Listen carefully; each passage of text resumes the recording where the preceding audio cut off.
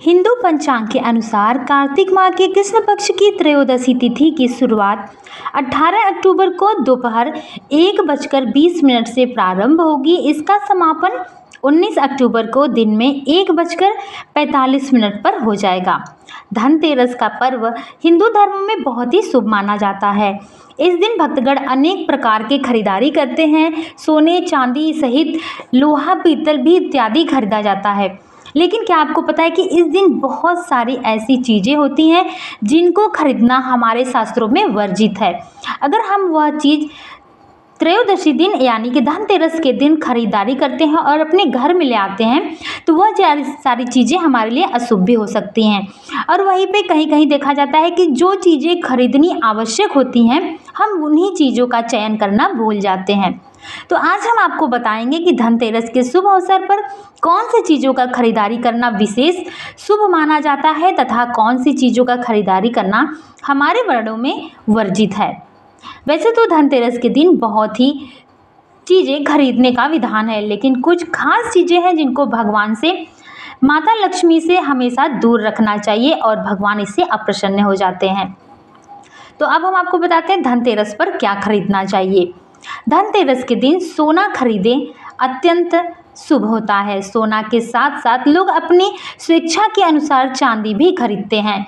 सोना चांदी अत्यंत शुभ होता है खरीदना और दान देना। साथ ही इस दिन गोमती चक्र भी खरीदना अत्यंत शुभ होता है और यह गोमती चक्र का पूजा दीपावली के दिन करना अनिवार्य होता है और करना भी चाहिए। और इसके साथ कौड़ी भी खरीदा जाता है। कौड़ी आती है ना, छोटी छोटी होती है पीले पीले रंग की, वो भी धनतेरस के दिन खरीदना अत्यंत शुभ बताया जाता है। धनतेरस के दिन झाड़ू खरीदना बहुत ही शुभ होता है। झाड़ू कौन सा, कोई भी झाड़ू आप लेकर के धनतेरस के दिन नहीं आपको आ जाना है। धनतेरस के दिन सीक वाली झाड़ू आती है ना, लंबी लंबी होती है, वो झाड़ू आपको खरीदना आवश्यक है धनतेरस के दिन। धनतेरस के दिन धनिया खरीदना बहुत ही शुभ होता है। धनिया खरीदने से कहा जाता है कि घर में धन का वर्षा होती है, इसलिए धनतेरस के दिन धनिया अवश्य खरीदें। नमक खरीदना बहुत ही शुभ होता है, लेकिन धनतेरस के दिन कौन सा नमक खरीदा जाता है आपको शायद ये पता नहीं होगा।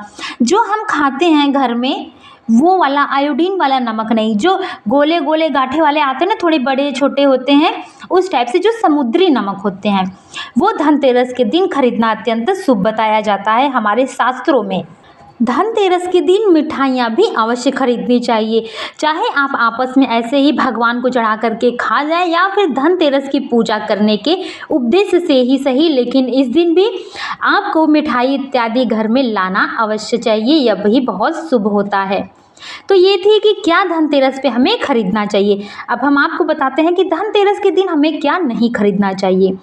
धनतेरस के दिन लोहा खरीदना बहुत ही अशुभ होता है, ये बिल्कुल भी शुभ नहीं माना जाता। धनतेरस के दिन कोई भी नोकीली चीज़ नहीं खरीदनी चाहिए, वो भी बहुत ही अशुभ होता है। इसके अलावा धनतेरस के दिन कोई भी कांच की चीज़ें नहीं खरीदनी चाहिए, क्योंकि ऐसा माना जाता है कि कोई भी कांच की चीज़ या शीशा वगैरह खरीदने से घर की बरकत रुक जाती है, क्योंकि कांच का टूटना अशुभ माना जाता है।